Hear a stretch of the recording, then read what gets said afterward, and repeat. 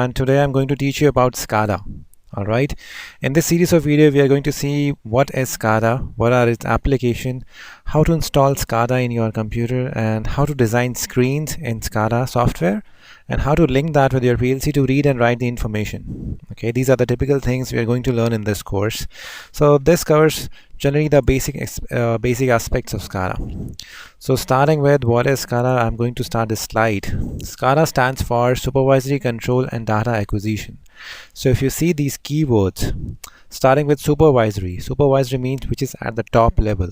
All right, control means we are controlling something, and data acquisition means you are acquiring the data, you are reading the information, right? So supervisory control and data acquisition itself means it's a software which is used to control the hardware, which could be your PLCs, PIDs, drives, servos, and which is also acquiring the data from these devices into a computer system. All right, this is the communication network. This is a SCADA system in which it is acquiring the data of these RTUs and also writing the values. So it's controlling and acquiring. It's both, combination of both. It's more like what you can say that HMI is something which a SCADA can do. All right, so let's move beyond, starting with SCADA architecture. In SCADA architecture we have a control center. Here you can see a computer system written SCADA here, connected by a main hub. Now this is an Ethernet port. Okay, so this is a PLC. PLC is connected by Ethernet board, and this is overall connected to a CPU. Okay, this has assigned some IP addresses which is read by this computer system. Now this PLC is connected to various field instruments. This could be your temperature scanner, or it could be any the sensors, and it could be sensors or actuators, various analog or digital. These are connected to your CPU, your PLC. Okay, and PLC is connected to your computer via main hub. So this PLC, this PC has a SCADA software inside which can interact with these field instruments via a PLC and this communication network. Okay, in this case it's Ethernet, and this computer is also connected to various other PLCs, unit 1, unit 2, unit 3. It could be multiple units, all right, based on this main hub. So this HMI, this is a human machine interface which is individually connected to the PLC. All right, so this is independently controlling and monitoring this PLC, but if you need a control station which can read the information from all the units, you need a SCADA system. Okay, so this is connected to all other units by a main hub. So this is the basic architecture of SCADA. Now let's see an example of the SCADA architect. Now you can see here we have a pump. All right, now this pump is having some of its own function. Now this is controlled by a PLC. all right, this is, you can say this is a tank, this is a level sensor which is giving information to another PLC, and this is a solenoid valve. So here we are controlling the level, okay, and here we are controlling the speed of the pump. So this is a kind of a process in which we are controlling the speed and we are controlling the level. So these independent PLCs are used for this sole purpose. Okay, now this PLC is connected, it could be by some Ethernet or Modbus to a computer system which is having a SCADA software inside. So this PC can read what is happening in the field. So this is the field, okay, that's the communication network, okay, and this is the controlling and data acquiring center. And this icon, you can say this is a database in which you can also store the information about the speed of this pump from last, let's say 30 days or 60 days or 1 year, and about the level. So you can read at any instant the level is being recorded in this database. That depends on how you are coding your PLC program and how you are maintaining the screens. So this is the database. So this can control and read the information and can store the information for longer term in this database. This is a basic architecture of SCADA. Now if we go deeper inside, in the field we have sensors, actuators and controllers. Sensors, are the devices which senses the input physical quantity. Actuator is the one which controls that quantity, and the controller is which is in which you write the algorithm. So we have two types, digital and analog, in the field. Then we have communication, which could be wired or could be wireless. Then there's a supervisory control center in which we can store the database. So the information is linked in all these three areas. All right. To see what are the sensor and actuator could be. So sensors could be your pressure sensor, could be temperature sensor, proximity sensors, level sensors. Okay. These are the four typical sensors we have in the industry. Actuators could be valves, could be motors, or could be pumps. Okay. Controllers could be PLCs or PIDs. PIDs typically for dedicated temperature or level control. PLCs for step and analog control as well. Then the communication could be Modbus, Fieldbus, CAN, Profibus, and Ethernet, by which these field devices can interact with the control center. Control center you may find HMIs or PCs. So this HMI or PCs are controlling these field devices via communication network and also acquiring the data here. So this is the whole loop of SCADA. So the data can be acquired, you can display that, the information can be displayed, supervisory control is there. You can also add some alarm and tagging, okay, and data logging can be done. So it says a typical industrial control system is the one which is used to monitor and remotely control critical industrial processes. So there we need a SCADA system in which you have some critical processes which we need to control and monitor at a larger scale. Okay, so typical application of SCADA includes in food processing industry. Now if you can see here, this is a food conveyor lines, and this is a typical screen in which we can control the opening and closing of valve. You can control the temperature, you can control the flow, and you can control the level as well. Typical three processes we have which we can control: level, flow, and temperature. Okay, this is for the food industry. This is how you can make screen to depict what's happening in the field. This is a field and that's the control station. Another example is chemical industry. From outside you will see a big tanks, things like that. In the screen you can visualize the level, the temperature, and the flow of the liquid inside this tank in this SCADA screen.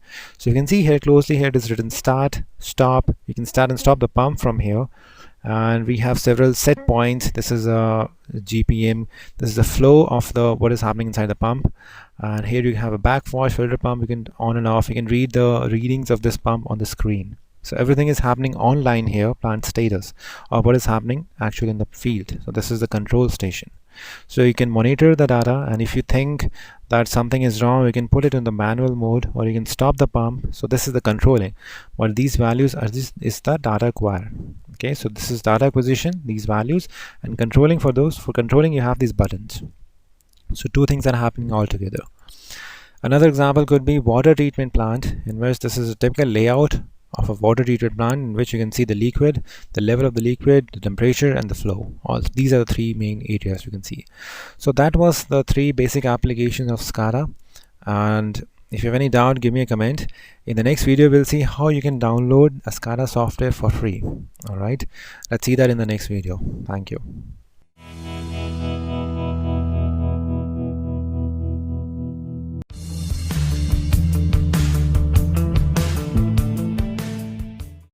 Now let's see how we can download the SCADA software in the computer. The good news is it's an open source software. It's a freeware software. So you can install that in your computer, and it can be done in just 3 minutes. So for that there is a link, inductiveautomation.com. So let's go to this link and see how you can download that. So I'll type inductiveautomation.com. This is the company which is making a SCADA software by the name Ignition. All right, so the SCADA name is Ignition. Now in this website you can go to the downloads, which is over here, and you can go to current release. All right, and in that release you will find some freeware download software. That's Ignition 7.7.3 for Windows 64-bit. If you have a Windows operating system of 32-bit, you can go to this link, or if you're using a Mac, you can go to this link. If for Linux, these are the different links available. All right, once you click on that link, it will start downloading. Okay, this is one step. You just need to fill up this form, and that's it. And they will also send you a fully functional serial key to access the SCADA software. So that is also totally free. So just you have to download from this website, Inductive Automation. In the download in the Ignition, you will find for all your system architect. All right, so if you have any doubt, give me a comment, and this is the website, you can note it down. All right.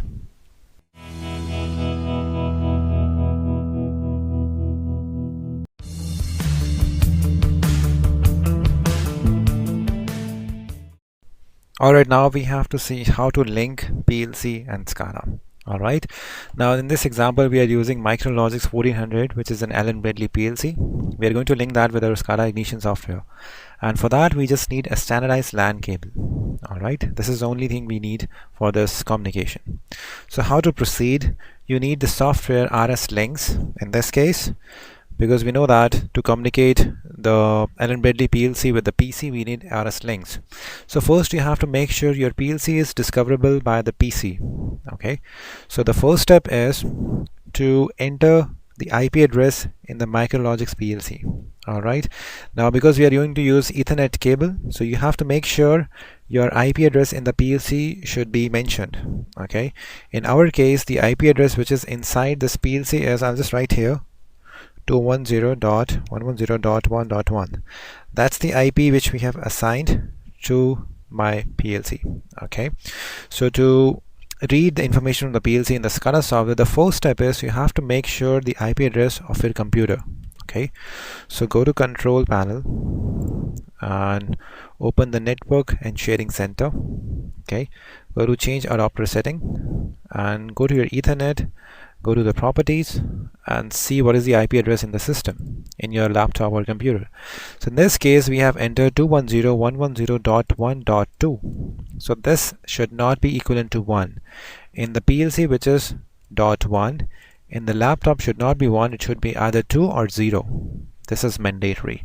Subnet mask you can get it by pressing the tab, so it will come automatically. So you have to make sure your PC IP address should be this one. If your PLC IP address is let's say if it is 110, all you need to change here is put 1 here. That's it, right? So in this case the IP address is 210.110.1.1, and this you can enter by using the screen of your PLC by using these navigation buttons, by going to Advanced Settings, then Enet Configuration, IP Addresses, then Enet Mode, Static, and IP. You can put the IP here. Okay, then you have to match this IP with your computer IP, which should not be equivalent to, but rather should be either 1 greater or 1 lesser at the extreme end. Okay, that's we have to link the PC and PLC only. And to make sure the PC has been connected to PLC, you will go to RS links next. Go to RS links, and in that go to communication and configure drivers. Now in drivers I have already added an Ethernet. Okay, but this you can add from here, from Ethernet devices you can add the device. In this case when you double click this one, you will find the IP. Okay, now this IP should match the IP address of PLC, okay, which should be 210.110.1.1. This is the IP address of my PLC, so this should match with the IP address. Click OK, and then click close. Go to communication, go to RS-Who to make sure your PLC is connected. So I can see my PLC over here, 210.110.1.1. This has been sensed by the PLC, or this will do it again. Don't worry. This you may find this cross, but it will take time to recognize the PLC. Okay, so this makes sure your PLC is being communicated by RS links. All right. So let me try again. Let me see. Sorry, it should be 110. My mistake. Now it should find out. Now PLC has been detected. Okay, this is the second step. First step was to put the IP address in the control panel in network adapter. Second is to put in the PLC and link that. Okay, once your RS links has find out the PLC, this means that your PLC connection is ensured. Next is you have to open the Internet Explorer, and you can type here localhost :8088. Press enter. Once you enter that, it will open the local host of your SCADA software. It says ignition by inductive automation. Okay, now the next step is you have to connect a device. Connect to a device. So click on this point number 2. Then it will ask you the username and password. You have to put here admin, and password is the same keyword password without capital P. So just type password. Press login. Now you'll find here some devices are already connected, so I'll delete that and I'll show you how to add the device from the beginning, from the scratch. Now there's no device here. Okay, we need to add device. We need to add our PLC, which is Micrologix 1400. So what I have to do is click create new device.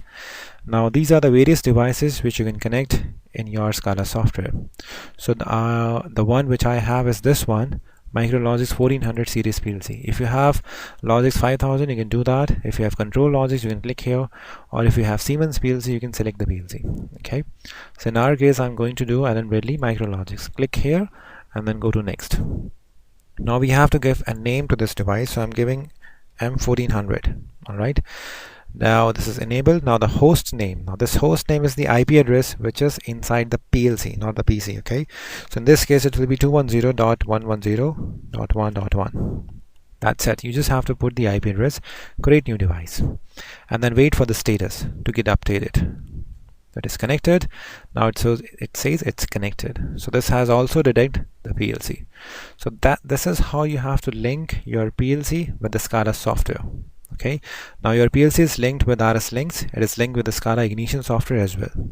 So this was the objective of this video, how to link the PLC and SCADA. Okay, in the further videos we'll understand the design platform of the software Ignition, and we'll see how to create various buttons and indications to read the information from the PLC. All right, if you have any doubt in connecting, just post me a comment. I'll get back to you. Thank you.